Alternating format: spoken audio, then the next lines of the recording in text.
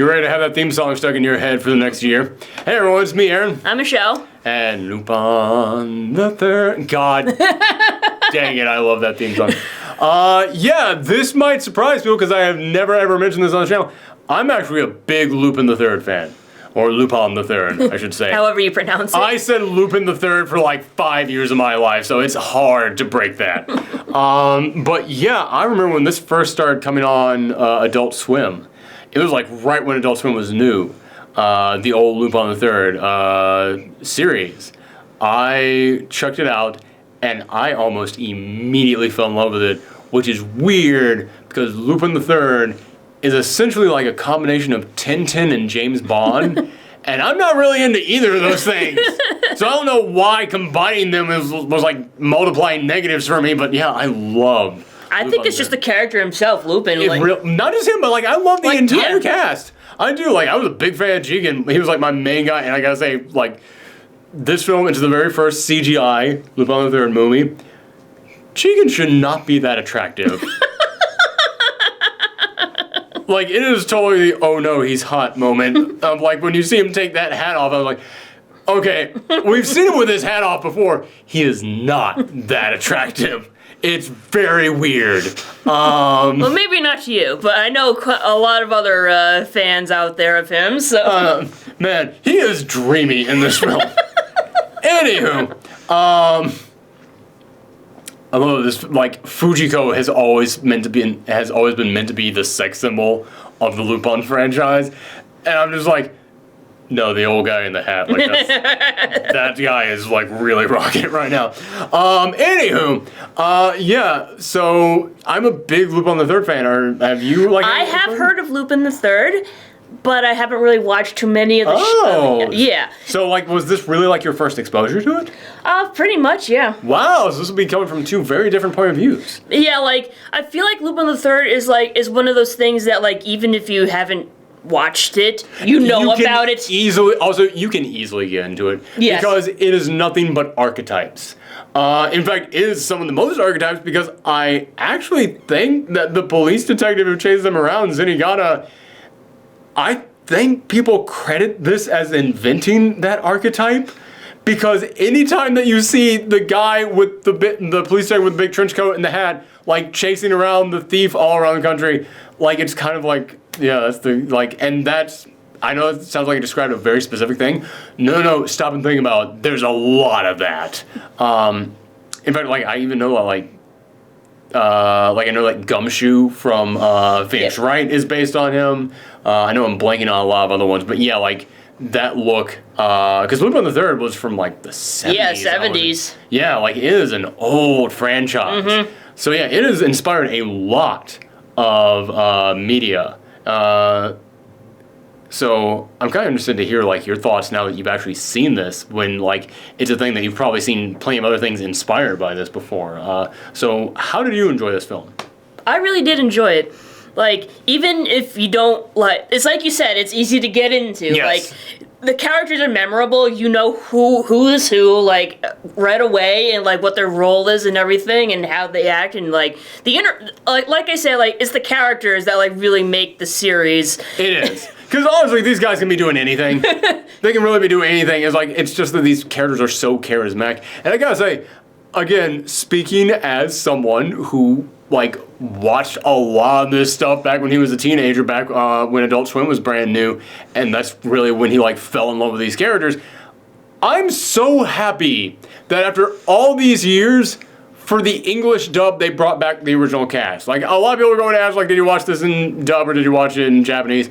I know there's some people out there who's going to say, well, if you don't watch it in Japanese, you're going to miss out on so many things. I grew up with the English dub. I love that cast. They got that cast back. I wanted to see that cast. It felt good to have them back, but since this is the first time you've been exposed to them, how do you feel? Well, I'm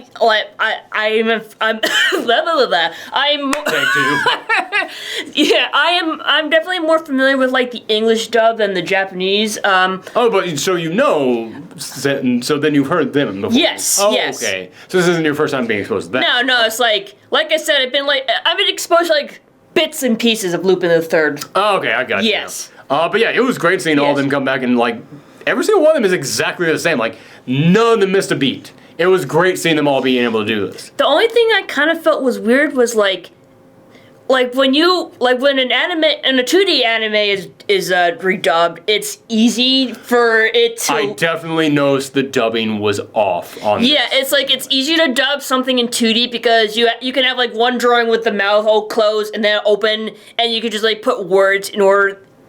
Put whatever you need to put in there. But here, their lips are actually like moving into the shape. Yeah, of the the rigging and everything. You can actually like see the way what words they're supposed to be saying, what vowels and everything, consonants. So. And for the first 10 minutes of this film, that was in my mind the entire time. Yeah, especially when they're exaggerating or yelling. It's like Lupin.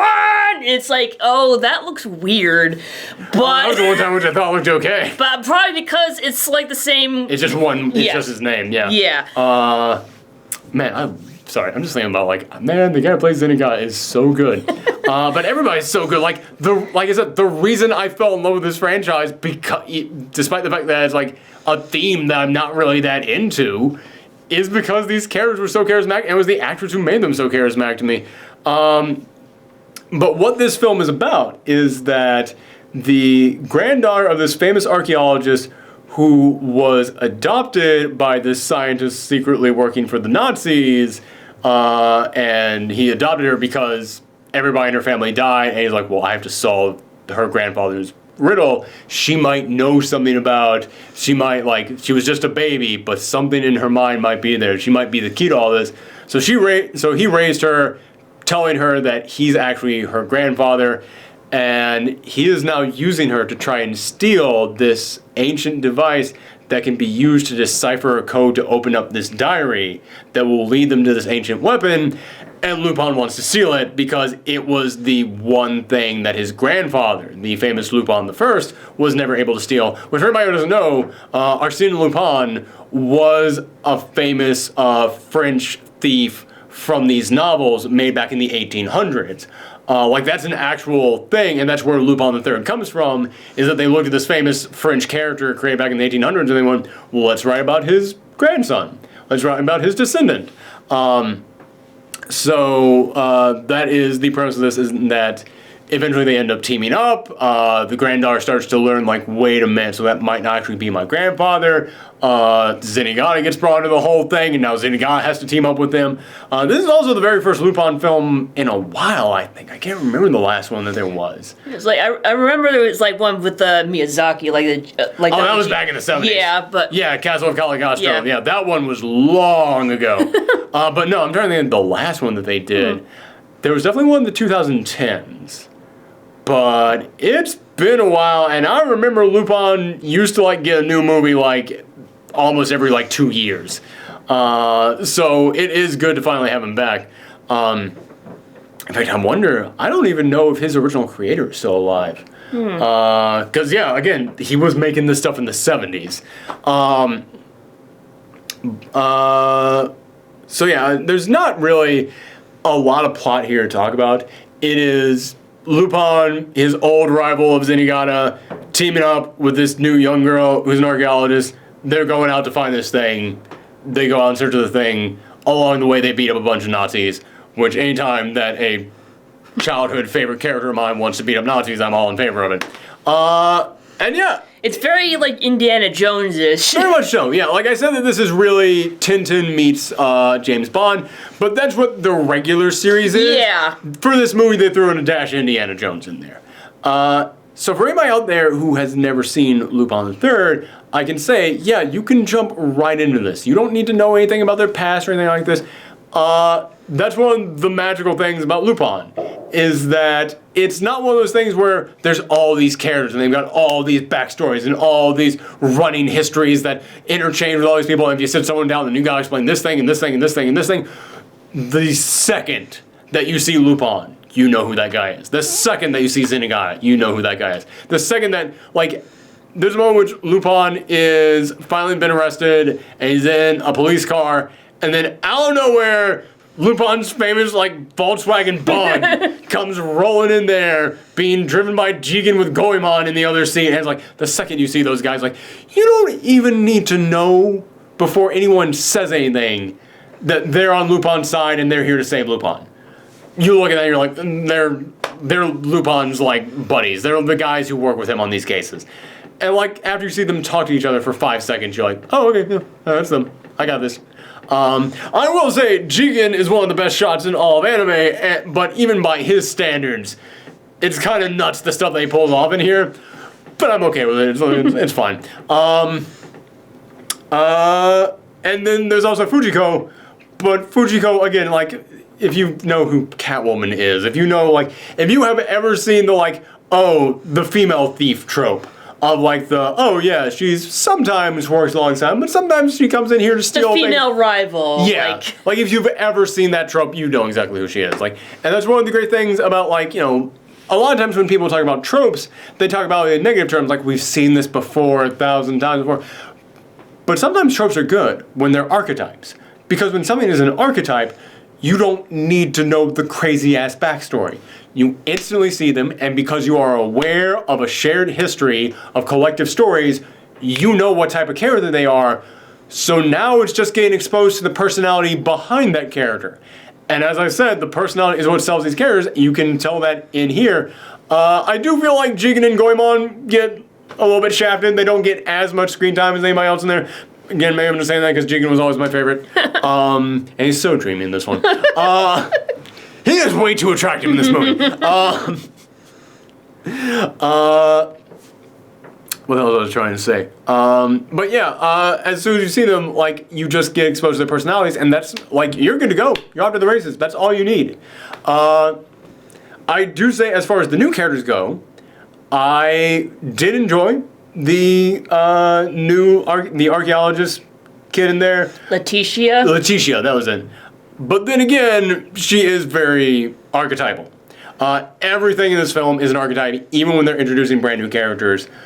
But again, that's part of the charm of Lupin III. It's that, like, yeah, you sit back and you go, like, let's just watch these characters on an adventure. And that's all it is. It's like, that's the thing, it's like, you can put them in any situation, and you can... And it's totally fine because you know these characters. Yeah, and most Lupin stuff is based around the 1960s, 1970s, around that time period. This one, I think, is based around, like, I think this one is like at 1960, which makes it one of the earlier adventures in their timeline. But I know a few years ago they did a movie that was set in the 21st century and involved a lot of, like, internet stuff. And it still works because these characters are really timeless. They really do just fit anywhere. Man, I want to watch a lot of other Lupin things right now. It's a shame that we're now doing our end of the year stuff right now, so I don't get to decide what I get to watch right now. I have to just watch, like, I gotta watch this thing, this thing, and this thing. And then for next year, I promised that I would watch 1,000 hours of another thing, so we gotta review that. But man, I just want to, like, sit back and watch a bunch of Lupin stuff right now. Like, I'm really, like, this did bring back my love of Lupin. It isn't as good as I was hoping it would be. I will admit that. Because it is a little bit too soft around the edges. And I don't mean, like, I want them to go extreme and really, like, rugged and hardcore. No. I mean, like, it plays it really safe at times. Like, there's never a moment in which you're, like, ever in fear of anybody or anything. Yeah, I felt like that too. It's like, whenever, like, something would happen, it's like, oh, that's Lupin in disguise or something like that. Oh, there is a moment in there in which, like, the second that you see it is like, that's Lupin. That's 1,000% Lupin. But, like, maybe they're trying to play it safe because, like, it's the first 3D Lupin? Maybe, yeah, exactly. That could entirely be it. And they knew that because of that, it would get exposed to a much wider audience out there. Because there'd be a lot of people who would see those trailers and be like, oh, shoot, I want to check this thing out. Which, yeah, man, this is a really good 3D animated. Yeah, like, the animation is so good. That sequence of Lupin getting through, like, the big, like, it's not laser beams, it's, like, hardened water shots. Like, something like that. Super pressurized water is what it is. And, like, he's getting through that, and I'm just like, that is an amazing sequence. I don't understand how any of this works, but I don't care. That's another thing is that, like, yeah, this film is also, it's one of those films where it's like, they never have to stop for a long period of time to figure anything out. Like, everything, the answer is, like, right there. Yeah. Like, there's even a moment in which, like, you guys know me, I complain about Deus Ex Machinas all the time. There's a moment in which there's a flat-out Deus Ex Machina thrown in here involving Goemon's sword. but I didn't really care because it gave us an opportunity to show up Goemon's personality because, again, it's been a while since I got to watch Lupin. I forgot, oh yeah, that dude loves his sword. And there's a moment where it's like, no one's touching it! No one's, and I'm like, oh, I remember that. Oh, that is part of him. There was even like a moment in which like he's running to get his sword, and he's just going, Zenketsu, Zenketsu, Zenketsu. Like that's all he can say over and over. I was like, that's him. I like, yeah, I forgot about how good this guy was. I like him. But yeah, it is like, it does play it still like a little bit too safe. Like there's a moment in which like they're trying to crack a code, and like it's, man, I don't know how the audience couldn't figure it out. I don't know how everyone in the audience wouldn't know what the code is. But again, Lupin's so darn charming that I don't really care all that much. So I mean, like, I think I'm gonna give this one like an 8 out of 10. Like, it's really good, really enjoyable. But I mean, like, it's not mind blowing or anything. No, it's just a good time with Lupin. Yes. And that's all that, like, I just that's all we really want right now. I just want a good time with Lupin. Like I said, it made me want to watch more Lupin. And it's been a while since I even thought about Lupin. Oh, God, man, that theme song, even after all these years, that theme song hits so hard. Anytime that theme song came on, like, I was just like, I could feel, like, the dopamine levels just rising in me. Like, yeah, that's the stuff. No, I don't need to do drugs. I just need to listen to that Lupin theme over and over again. Anything that you want to add here? What's your general takeaway from Lupin, since this is really your first, like, full-length Lupin thing that you've seen? I feel like I should start watching the series and some of the older movies. Yeah. This is one weird thing that I do have to say about this film, though, but it's not a weird thing about this film, it's a weird thing about the series that I watched, is that the series that I watched, they changed the dub so much. Well, it's been on for, like... No. I mean, this film, everything that happens in the movie, it's a straight translation to what they have them say. In the old series, they would just make up stuff for them to say all the time just to do gags. And it was just stuff to be like a joke. And I know a lot of people probably will look at that old dub and be like, they just butchered it. They just absolutely butchered everything that happened there. It always cracked me up. I always laughed at it. That's one of the reasons why I fell in love with their personalities, because of all the weird jokes they put in there. Like, I remember there was a moment in one episode in which they had to disguise themselves to go and interact with Zenigata, and they were getting into an argument with Zenigata over who was the best James Bond. And I remember looking at that, and even back then, I could look at that and be like, there is no way in hell that is actually what they were saying in Japanese. In the original translation, there is no way that is what they actually said. And they would do that stuff all the time in the old series. So it is kind of interesting seeing the cast from that old series now here, but they're not allowed to be as weird and like improv-ish almost. But I still think that they totally pull it off, and I still really enjoy them. I'm just really happy to see that everybody's still alive, because it's been 20 years since I last saw them. And I don't know who did the voice of Jigen, but I could tell that was an older guy even back then. So yeah, really glad to see that everybody's still in there. Still have a massive crush on Michelle Ruff, too. Anywho, shouldn't say that in front of my wife. Well, we both share the same first name, so I'm okay with that. Yes. Also, this guy doesn't touch him talking about my massive crush on Jigen, so I think it kind of evens out. Anywho. Yeah, thank you guys very much for tuning in to this post-Geekout reaction. If you want to see us do more post-Geekout reactions on anime, it's still got to be a while before we start watching regular movies. But there's some pretty good anime out there. We're watching that. What's the thing that we're watching right now? That, like, the thing about the guy with spirit powers? Jujutsu Kaisen? Is that it? Yes, and I'm shocked that you got that. And then we're also watching God of High School. That was kind of interesting, but the other one is that one's really enjoyable. I'm really enjoing that one. That's why I remember the title so much. Yeah, that's kind of filling me in until like my hero returns. Yeah. But yeah, if you want to see something more about anime, let us know that too. I've asked that many times before, and people have always been like, "Yeah, talk more about anime," and then we never do. So I wonder if we should just like have our own like separate thing for anime. I kind of want to, because then it would like force me to do stuff. So maybe I'll do that. Maybe that'll be its own show, because we did try at one point to start up an anime show. with all those other guys. Yeah, but because of the Pandemic? situation right now, we can't really do Because of that. the pandemic, I couldn't call them all back. Man, I felt out of touch with so many people that I used to work with at my old job, and I love those guys. They're all great guys. And at the beginning of this year, one of my goals was I'm gonna reunite with those guys. I'm gonna like get them all back together. I'm gonna come up with some shows that we can do together. I'm gonna have like a big charity event that I do this year. I'm gonna call them all over to do that. We still had the charity event, and that went very well. Did it all by myself. Except for like an hour that you were there. Yes. But yeah, I was like, yeah, can't do anything with them. Yeah. It takes me I off. mean, I guess you can like do it like over like Zoom or like Discord or. I'm not good with technology. I hate doing things over Skype and Discord and Zoom and all that stuff. Which, considering the fact that another YouTuber out there has me doing a D&D show with him on Zoom, really kind of cements that I don't like Skype. We did on Skype. Sorry. The show that we do is great. The show that we do is super fun. I hate Skype. But yeah, so anyway, our dog is here at my feet again, and she really wants us to take her out. So we're going to take her out, and then I'm going to probably sneak in some more Lupin. Man, I really do like Lupin III. Anyway, thank you guys very much for tuning in, and come back next time. Bye, everybody. Bye.